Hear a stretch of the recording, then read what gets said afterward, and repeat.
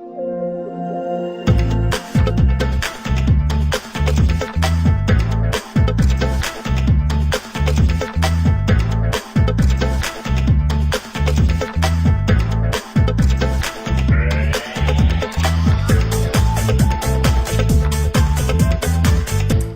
you're with Sam Higgins and Peter Carr on Longhaus TV's The Research Channel. Now, Peter, 2011, big start to the year. We're entering that period of analyst briefing days. We have two big analyst briefing seasons every year. One that happens starts in March, April, goes through to May. And then there's a second lot, often associated with financial years, which starts in August. So one of the first big events you attended this year was with Mahindra Satyam, the Indian IT outsourcing and BPO organisation. They had a big full analyst day in Melbourne or Sydney? No, it was in Sydney, and it was a day, but it started at about lunchtime, so finished about 9 o'clock. Yep. But pretty much an update. It's been 2 or 3 years really since we've heard I suppose the fallout from what happened with what was Satyam. So this is probably going to be really interesting. So what did you cover on the day? Yeah, look, really interesting couple of years for Satyam, now Mahindra Satyam. Yep.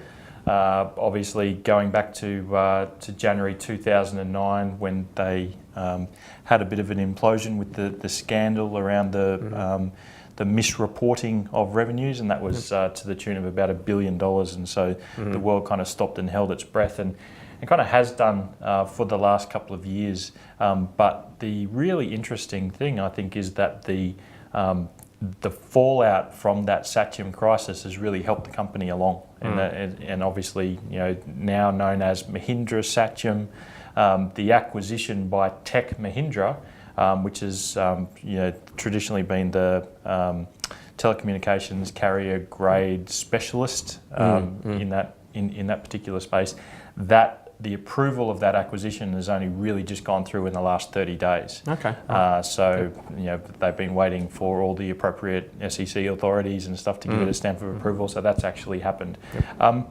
But if you look at what's happened, and I guess the last time the market really engaged us to take a serious look at the Indian sourcing companies was about 2007. Okay. And back then it was still in its infancy, and in its infancy in terms of adoption, because a lot of the companies had been around since the turn of the decade or the turn of the century. Particularly for us here, right, in the Australian market, we were often laggards in terms of using some of those offshoring centres in India and other places. That's right. I mean, the US really took the lead on that following John McCarthy from Forrester, his report in 2002, which set the world talking about offshoring. But back in 2007, Satyam, as they then were, had revenues in Australia and New Zealand of about $105 million and about 500 employees. Now, regardless of this event that occurred in 2009, as of 2011, they now have annual revenues of about 300 million in Australia and about 1,000 employees. So quite significant growth by any standards. Yeah. And from an employee to revenue ratio perspective, actually quite an efficient business then, with almost twice the revenue per employee now than they were doing 3 or 4 years ago. Exactly. So really good numbers. So I guess some of the key observations for us, when we were looking at them in 2007, it was really a lot of BPO activity. People were still talking about offshoring, and the definitions around offshoring back then still hold true today. So offshoring, there's nearshoring, which is within 500 miles of your organisation, country, and around 25% or less of your business being managed.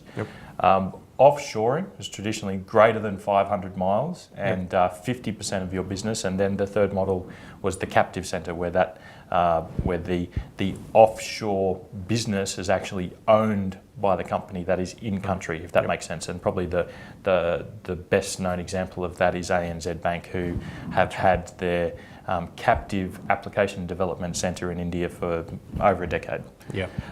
So in terms of those characteristics then of the Indian offshoring market, we have seen a steady adoption, I guess, in Australia of the offshoring model. Qantas is a great example, and there are a number of Qantas speakers at the Mahindra Satyam Day. Qantas is a company that has gone from 0% offshore service usage in 2006 to now about 60% of their business, of their IT, is delivered offshore. So that's a great shot in the arm.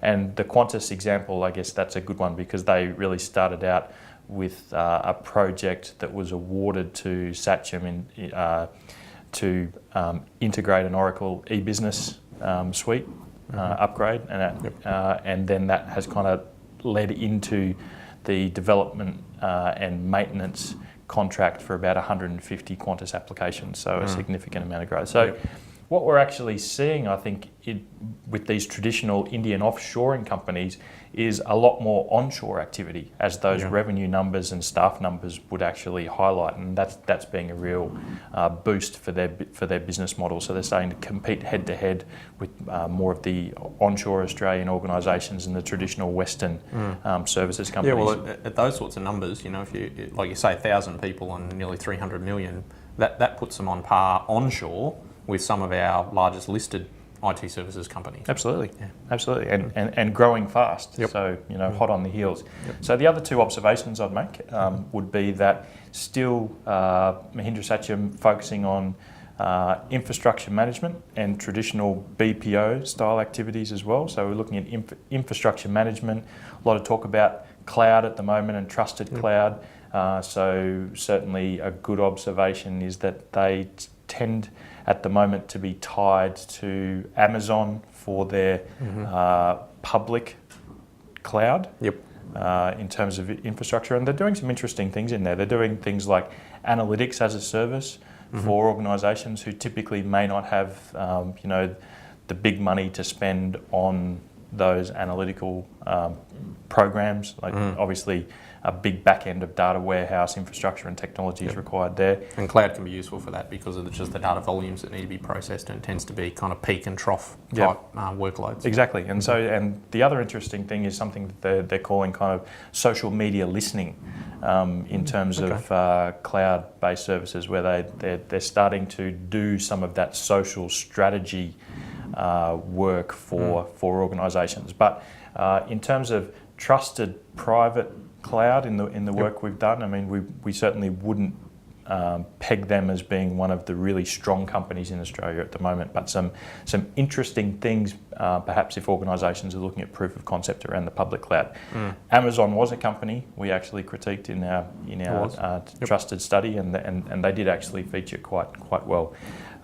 So the third and last observation I'd make is certainly their strengths around business intelligence and analytics, and they seem to be doing a lot of work around there. Now that traditionally, going back to 2006-07, they were doing a lot of that work in terms of the back-end data warehousing application work. So you can kind of see now that the market is maturing to kind of look at data warehouse more from a BI and an analytics perspective on the front end. There's that executive drive. They're doing a lot of work there. Their product in that area is called iDecisions, and they're really trying to bring out and employ best practice methodologies in terms of the adoption of BI above and beyond the data warehouse. So just on that, in terms of, you mentioned they're a product, we've made the observation, you've certainly made it in other bits of our research about the number of large outsourcing organisations, and very often the Indian-based ones, bringing their own IP to market, like Finacle, I think from Infosys, if I'm not mistaken. Now we hear about iDecisions from Mahindra Satyam. What other IP are they bringing to market? Do they fit into that category like an Infosys? Are they probably doing more of that? Yeah, probably not at this stage. I wouldn't classify iDecisions as a Finacle. Mahindra Satyam has specifically in the BI space has partnership relationships with a dozen or more of the globally recognised BI vendors, and so for them it's really an approach of bringing a services methodology to the table. I actually asked the question, how much of their BI and analytical activity is greenfield as opposed to coming in and fixing client problems, because we see a lot of that. Clients invested for 3 to 5 years in projects and not getting it right and having to call in help. And interestingly, that was about 50-50 in terms of true greenfield. We don't have anything come in and help us to, oh no, we've had a crack, we've spent millions of dollars, we've stuffed it up, and now we need some help.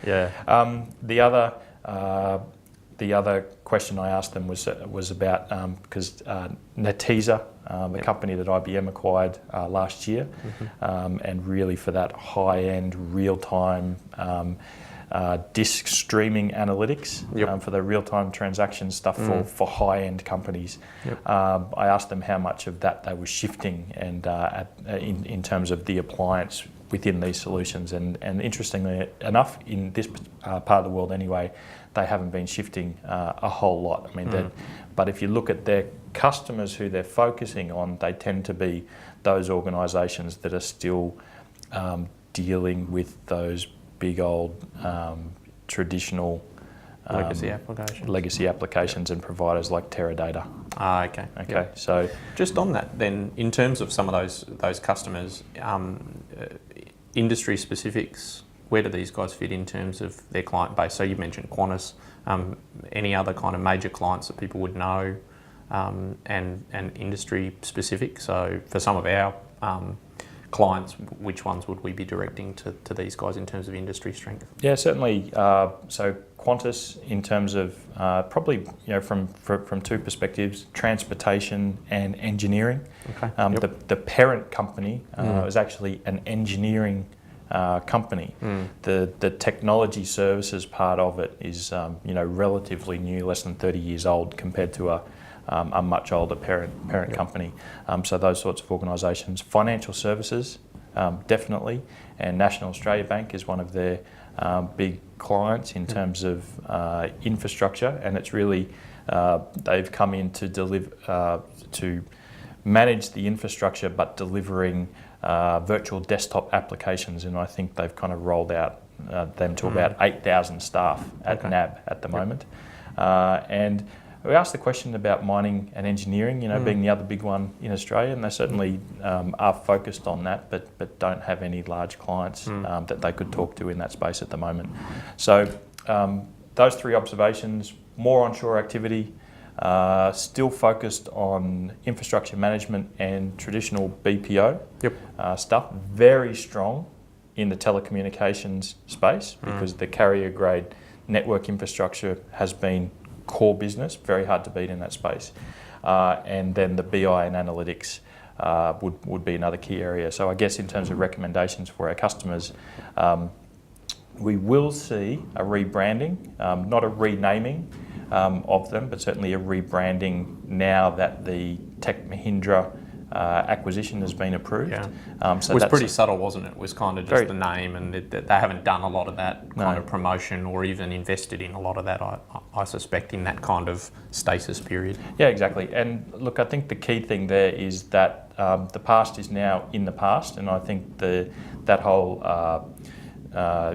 tragedy of the falsified accounts at the board and executive level there is now well in the past. There's only two companies that still hold an embargo against Satyam, and one of them is Coca-Cola, and the other one is State Farm in the US. But they're actively working with those organisations to overturn those embargoes. So that's certainly, it is a case of business as usual for them. So that recommendation around the branding and things, is that really about the fact that clients can now get back on board and can trust an interaction or a shortlist that would involve Mahindra Satyam? Absolutely. Trust is back there, and I guess their approach when you're thinking about them as a potential supplier, but also how you would look to work with them. Their traditional approach has always been land and expand, and that will continue to be the case, and Qantas is a great example of that. And the second part of that is that they will traditionally start with some improvements to legacy environments and legacy applications, but then move to a higher trusted model of application or infrastructure modernisation. So that land and expand, legacy to modernisation. Okay, terrific. Thanks very much, Pete.